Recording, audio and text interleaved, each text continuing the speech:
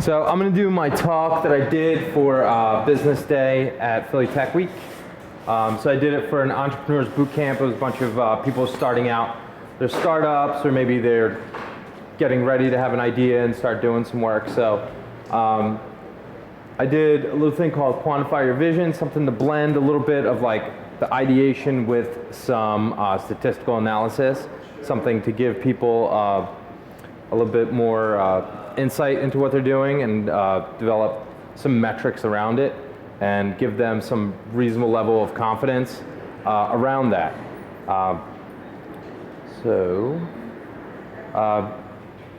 This slide is storytelling through data. So I've worked kind of all over the place. Not everybody knows my background. I've been an auditor, I've been a consultant, I've done tax preparation, worked for myself, worked for larger firms, and had a lot of different clients.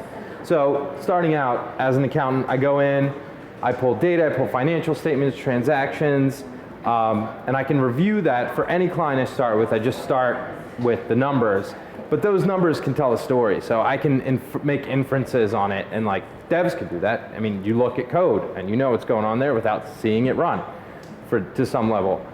So I can go in and be like, oh, this company did so-and-so during some period of time. It worked, it didn't work. I can see where they're making investment, putting their cash, whether they're growing or not, whether they're scaling or just, staying in some stable range or so forth. So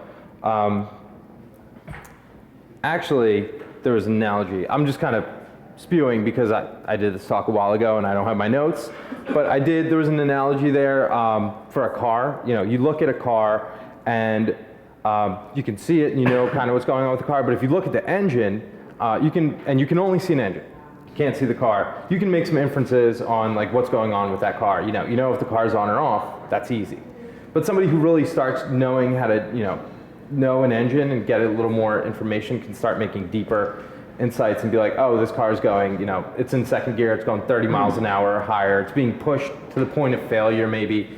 And that same thing translates once you get good at learning some of these analytics and metrics, and you get more insight into your business, you can start making these inferences just using some of this data. And not just, it takes a lot of the guesswork out. Because so many startups fail because people think they have a good idea and they're not really sure. They're driven by their vision, but it's not always that accurate. The market doesn't agree with them, and things don't work out for a variety of reasons.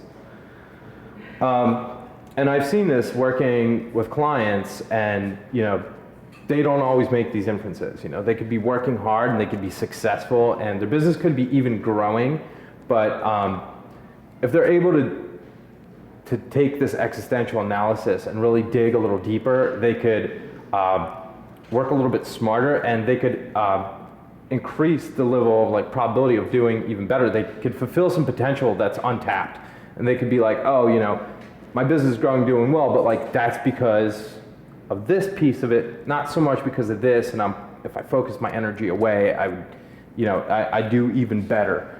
So it again takes the guesswork out of it and makes you be a little bit more insightful about your idea. And this is not all just business, it's your idea. People here, some of you guys have apps and stuff that you want to create on your own, and you're doing it, you think it's a good idea. There's ways to test it. There's ways to make some impact before really diving deep and making big investments. So, I talked about big data because that was a lot of what Philly Tech Week wanted to talk about, just the whole theme of the overall week. And it's not always good. There's a lot of noise in there. And if, before you even get good at analytics, if you start looking at the wrong things, it's just going to be a waste of time. So you start at the highest levels, and then you get better and better. And as you mature up the chart, it's, what happened. I realized this thing works, it worked when I did it, but as you start understanding and you can get deeper into that, then you'll start why did that happen? And you can start understanding and get reactive a little bit quicker. And then you can get proactive and you start making impacts, and then you find your drivers. What's driving this change? Why am I, then you really get mature and you really know what to look at and really dig into and start understanding how the market's going to react to you, or how your end user, consumer, the service you're providing, whatever. And you can have a really high level of confidence that you can be successful in the moves that you make. So it starts at a very small piece of data, like the easiest thing you can track, and then you can get deeper and deeper into it as you move along, and you'll get mature. And a lot of it is answering like the why. So you have an idea, you know what you're doing, you know what you want to build, but a lot of this is really like the main question is why. Why are you going to do it? Like I have a 3-year-old. Anybody who's got young kids, they ask why all the time. It's a cliche. You get annoyed with that, but what they're doing is they're trying to understand and grasp the world around them, and they get smarter and smarter, and they know not to run in traffic. And like same thing with business owner. Like you want to know why you're doing what you're doing. You want to understand your world, your industry, your marketplace, your consumers. Why are they going to be interested in the product you're building? Why are they going to react to some feature? Why are they going to buy it? Why are they going to sign up? Why are they going to do anything they're going to do? And it's a really important question to answer, almost more than what, because that will drive the how to the what of what you're going to do. So I didn't get too deep into it because I didn't have a lot of time there, but I gave like some small examples, and we had a good one on our Twitter where there was an example of like a transactional email model somebody was trying to build, and I don't even know the company it was. It might have been Zerb, I'm not sure. But what they did was they built a landing page, and they made it look like the thing existed, but didn't. They had all the features, and none of the links worked, and it was all broken. But what they did was they dropped analytics on the page. I think they ran some Google AdWords to drive some traffic to it. And they read the analytics, like, did people click on this feature? Like, are they interested? Are there pre-sign-ups? Like, and things like that. And they can see, well, like, your click-through rate versus what features people are looking for, and you're starting to build statistics as far as like what people are really interested in. Like, are these features worthwhile? Should we not look at them? Are people asking for something else? Kickstarter's great. Pebble, everybody knows Pebble.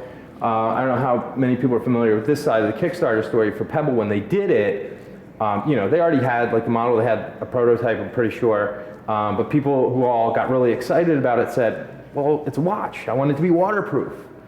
And they had to redesign the whole thing. It's because so many people wanted it. They got statistics saying, well, shit, it's going to work a lot better if we make it waterproof. They had to seal off the casing, make the magnetic charger. But they did that because they got response, and they ran some surveys on their audience, and they knew that that was something that people were going to respond to.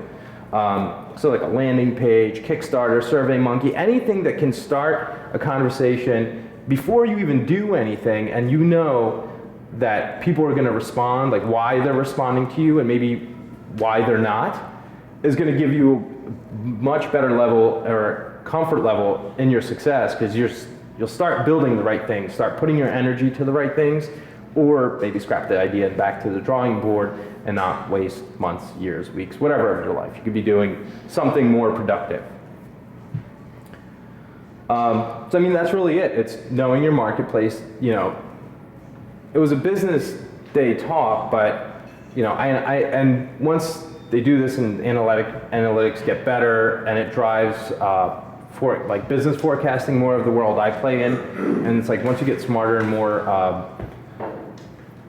better at the analytics, and then those analytics will drive the business analytics, because what you're doing is ultimately what's driving the business. And once you get smarter about how it's doing, and you can make inferences to that, that's going to drive like where you're going to spend cash, and then from there you can figure out cash forecasts and revenue forecasts and all these things that I do all day long. But it's because we know what it is that we do, right? And like if you know what it is that you do, and you make this change, and you think this change is going to impact this much, then that impact is going to drive through business analytics and make you a smarter business person, know where to spend your time in business and in your idea and in your marketing and all that stuff. So it's really just understanding the marketplace, being smart about it.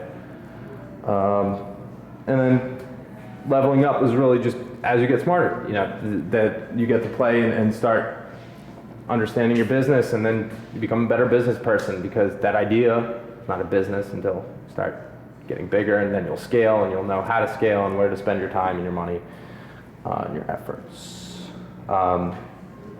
This is kind of all the stuff I talked about, bridging the gap. This is really that idea analytics driving into the business analytics, and you'll know, where should I spend my cash, where should I do capital expenditure, how I should hire, how much I should hire, who I should hire, and just generally like overseeing that business and managing it. That's it. Any questions? Questions? No? All right. Thank you.